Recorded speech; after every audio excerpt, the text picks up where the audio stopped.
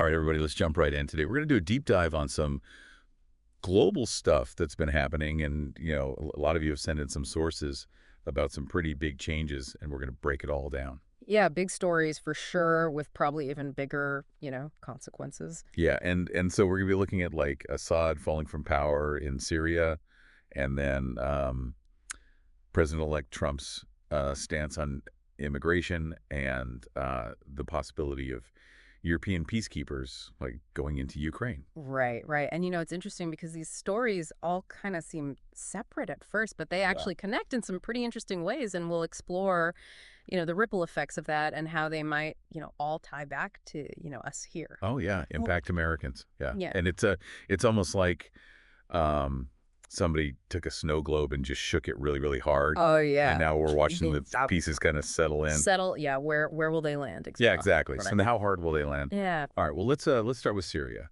So Assad, clinging to power for so long, right back by Iran and Russia. Like, Mhm. what changed this time? I mean, this wasn't a gradual decline. It seemed like things just went poof. Yeah, it's definitely surprising how sudden it all was, right? I mean, Yeah. for years it seemed like Assad and that whole regime were untouchable.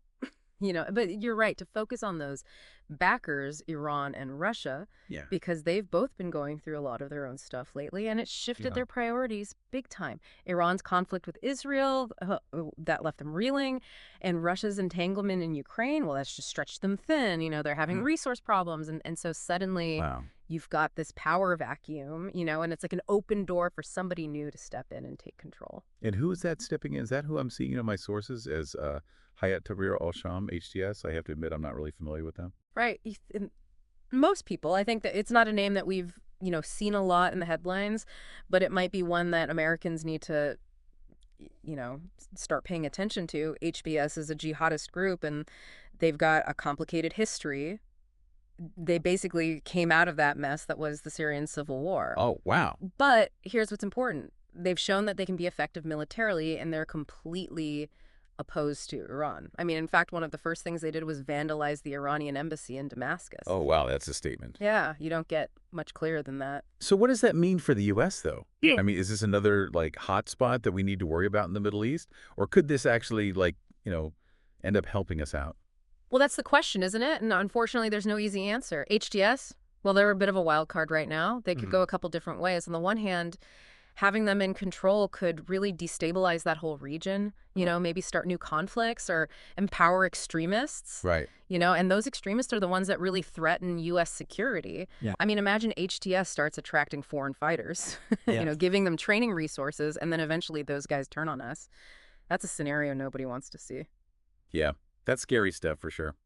It is, but there are some potential opportunities here too. I mean, HTS is so against Iran, they could end up aligning with our interests, Hmm. If they can actually govern and really push back against Iran, they might become, a valuable partner. Wow. It's a long shot, but it's possible. So it's kind of like wait and see. Yeah, But with a lot at stake, right? a lot at stake. And a region that's already super tense. I mean, that uncertainty alone is something that we need to figure out, right? Like, how do we as Americans approach a new player, Yeah. with a past that's not squeaky clean and we don't really know what they want? Exactly. And this is why being informed is so important. Americans need to understand all the sides of this, the dangers and the potential benefits, so that we can make smart decisions about our foreign policy, keep our interests safe and try to, promote stability in a place that's already on edge. All right. So from potential ally against a common enemy to potential threat themselves, this HTS thing is definitely something Americans need to watch. And speaking of things to watch, let's talk about something a little closer to home. President-elect Trump and his policies on immigration. Oh, yeah. And his pick for border czar, Tom Homan. Yeah, this is definitely going to have a huge impact on Americans, and I think it's going to spark a lot of debate. Yeah. I mean, just that speech he gave in Chicago where he Wow. basically said that the city is going to be a main target for mass deportations. I mean, Yeah. wow. Yeah, and Uh, he even said that he might prosecute Chicago's mayor if he tries to get in the way of the deportation. I mean, is this just tough talk, or should we actually be ready for some serious changes? Well, I think it's pretty clear from what Homan said and his track record as Trump's acting ICE director that they're going to be very strict about immigration enforcement. Right. And if they really do start mass deportations, it's going to be huge. It'll change millions of lives. Families could get split apart, and communities all across the country will be reshaped. And let's not forget the cost, right? One of the sources said it could cost like $1 trillion over 11 years Yeah. for this whole A operation. trillion with a T. I mean, that's a crazy amount of money. It is, and it makes you wonder if it's even possible. Can we really afford this? Where's all that money going to come from? What are we going to have to cut to pay for it? These are questions that Americans need answers to. Exactly. And it's not just about the money either. Yeah. Holman even said that people who are just with undocumented immigrants, even if they're legal residents or citizens, could be detained. Right. I mean, what about our rights? Yeah, this raises some really big concerns about our basic freedoms, and it could create a climate of fear and mistrust, which just weakens our whole society. Yeah, so we're looking at a scenario where families are separated, communities are disrupted, basic freedoms are being questioned and all of that for a huge price tag. Yeah. And I think it's safe to say that the debate about immigration is about to get way more intense. Oh, yeah, no doubt. This goes to the core of what America is, and it'll have a huge impact on our future. It's so important for Americans to be part of this debate and really think critically about it. We need to demand clear answers from our leaders and hold them accountable for the policies they create because those policies affect all of us. All right, so speaking of accountability, let's switch gears and look at another hot spot where it seems like the U.S. might be stepping back from its usual leadership role. Ukraine, President-elect Trump, met with Zelensky and Macron in Paris. Right. And it sounds like he wants European peacekeeping forces to take over so that the U.S. can pull back. Yeah, and that's a move that could totally change the global landscape, and it will definitely impact American interests. There's so many questions here, like how will this affect our relationships with Europe? How much will this cost European countries? And what about their military commitments? And maybe the biggest question is how will all of this affect the balance of power between Russia and the West? Right, yeah. And Zelensky is saying that he wants Ukraine to join NATO, like, right away, if they're going to even think about peacekeepers. I mean, that just throws another wrench in the whole thing, right? Oh, yeah, for sure. I mean, NATO membership for Ukraine would be a total game changer, and it would make it a lot harder for Russia to be aggressive, but it would also increase the chances of a direct conflict between NATO and Russia, which is something that could get out of control super fast. Yeah, so it's a big risk. Huge risk. With huge consequences. Absolutely. But what about us? What about the U.S. specifically? Yeah. How would not being so involved in Ukraine affect us globally? I mean, how would other countries see us? And what about our allies? Right. Well, if the U.S. just walks away from Ukraine, other countries might see that as weakness. Yeah. And that could make countries like Russia and China bolder while our allies start wondering if we're really committed to being a global leader. Yeah. It could damage NATO and weaken the transatlantic alliance, which has been so important for keeping the world safe for decades. So we might be giving up our influence to our rivals and damaging our most important relationships at the same time. And all of that without even guaranteeing a peaceful solution in Ukraine. I mean, that's a lot to think about. It is. It's all connected. Foreign policy isn't just about some game on a map. It's about real people's lives all around the world, including Americans. Okay, so we've got this new power in the Middle East, a potential crackdown on immigration here at home, and now maybe the U.S. is going to pull back from Ukraine. It's all kind of overwhelming. I know it's a lot to take in, and sometimes you just want to ignore it all, but we can't. These things aren't happening in some far-off land. They're all connected, and they will affect us here. Right, they will. And so the question is, how ready are we to deal with this changing world as individuals and as a country? That's what we're going to keep digging into, and how all of this is going to affect the American people. We'll be right back after a quick break. So, before the break, we were talking about some pretty major global shifts, things that can feel really far away until you realize they might be about to hit you right here at home. Yeah, it's true. I mean, these aren't just headlines in a newspaper. They can really change everything we know about the world. And, that means changing the lives of everyday Americans, too. Exactly. And one of the things that worries me the most is that these events could all come together at the same time, and create a kind of perfect storm where the impact of each one is even worse. Just imagine what would happen if all this instability in the Middle East leads to another oil crisis, prices at the pump go through the roof, and then at the same time, all the economic problems from mass deportation start hitting too. I mean, that sounds pretty bad, but is it really that likely? Yeah, I mean, we've seen oil prices spike before, and the immigration debate's been going on forever. Could these things really all come crashing down at once? Well, it's not a sure thing, but it's definitely possible, and that's why it's so important to understand each of these issues on their own, because when you start to see how they're connected, how they could interact and make each other worse, well, that's when you realize how serious this could get. So it's like those dominoes. You see people set up in these crazy patterns, one Yeah. little push and then boom, the whole thing comes crashing down. Exactly. And that's why we need to be thinking ahead, trying to anticipate these chain reactions and figuring out ways to reduce the risk. Okay, so let's talk about that. What can we actually do to stop this perfect storm from happening? I mean, it feels like every time we deal with one problem, another one pops up. Well, there's no magic bullet here, but the first step is just being aware of the problem, recognizing that these challenges are all connected and that what happens halfway across the world can have a real impact on Americans. So step one, don't stick your head in the sand. Got it.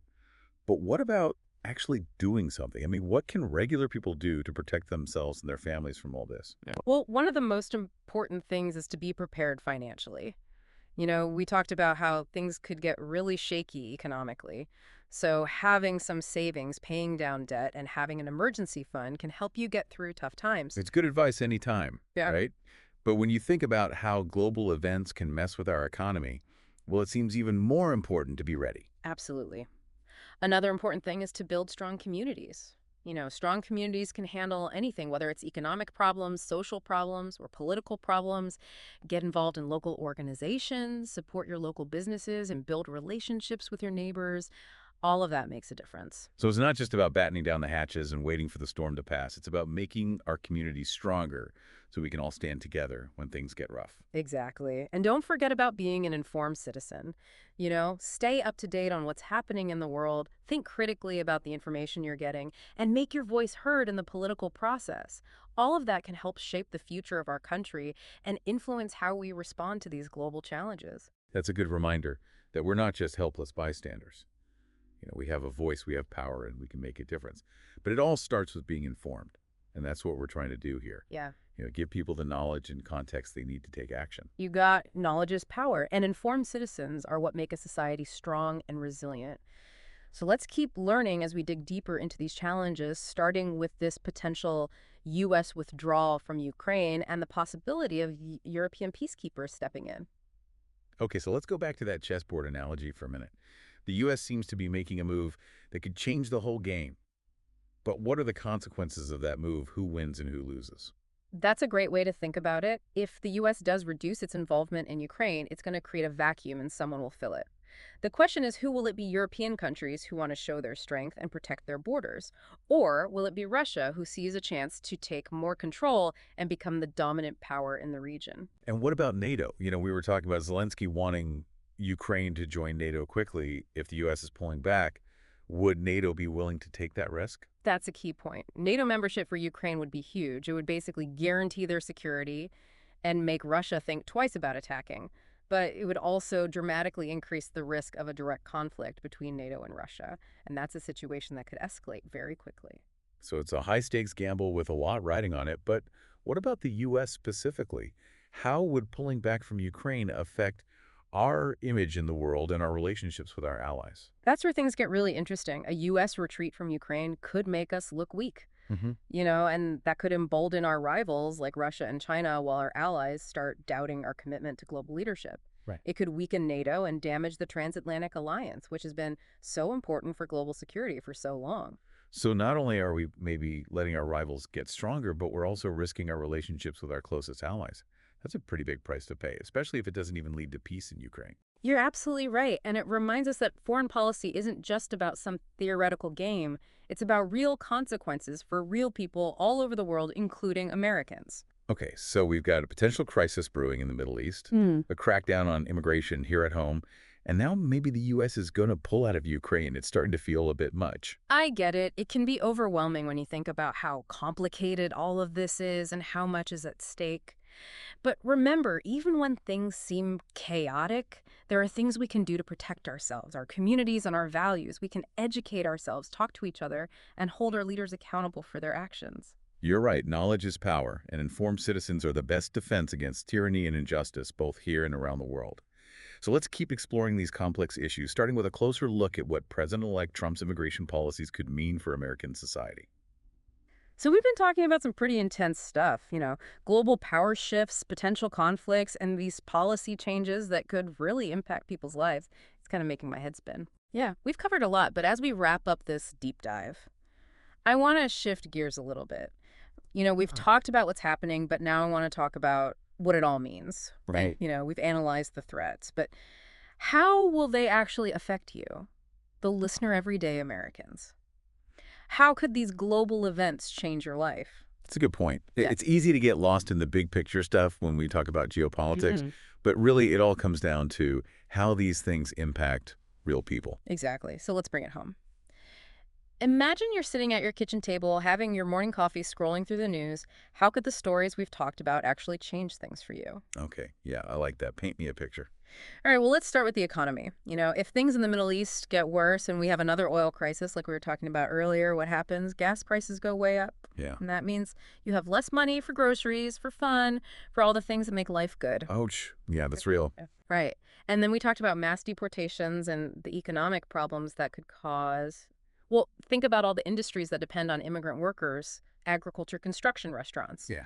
If those industries are disrupted, prices go up for food, housing services, everything. Yeah. And it could mean fewer jobs, slower economic growth, which affects everyone. So basically we're looking at higher prices and fewer jobs. Hmm. Not a good combination. No, not at all. And that's not even the whole picture. The government might have to spend more on immigration enforcement and maybe even military stuff in places like Ukraine. So what happens then? Maybe they cut social programs, maybe taxes go up. Who knows? Maybe they even bring back the draft if things get really bad. Okay, now I'm getting nervous. It feels like we're surrounded by problems, and I don't even know where to start. I know it can be overwhelming when you think about how complicated all of this is and how many things could go wrong, but the first step is awareness. Recognizing the problem is the first step to fixing it. So what can we do? How do we deal with all this uncertainty and protect ourselves and our communities? Well, like we said before, being prepared financially is huge. Having some savings, paying off debt, and having an emergency fund can really help when things get tough. Yeah, getting your finances in order can definitely help you ride out the storm. But what about the bigger picture? The social and political stuff. How do we protect our communities and our values? Well, that's where community engagement comes in and being an informed citizen, support local businesses, get involved in organizations, stay informed about what's happening locally and nationally. These are all ways to be proactive and help shape your community's future. So it's about taking action, coming together as a community to build something stronger and fight for policies that reflect our values. Exactly. And remember, knowledge is power. The more you know about these complicated issues, the better decisions you can make and the better you can hold your leaders accountable. That's a good point. Yeah. It's easy to feel powerless when the world seems crazy. But we can do something. We can learn and we can get involved. That's how we make a difference. Absolutely. Right. We might not be able to control everything that happens, but we can control how we respond. Well said. So on that note, I want to thank you for joining us on this deep dive. We hope you've learned something about these global events and what they could mean for Americans. It's been great talking with you. And remember, staying informed is more important than ever. Keep asking questions, keep learning, and keep those conversations going. And join us next time for another deep dive into our ever-changing world. Until then, keep exploring, keep learning, and keep the conversation alive.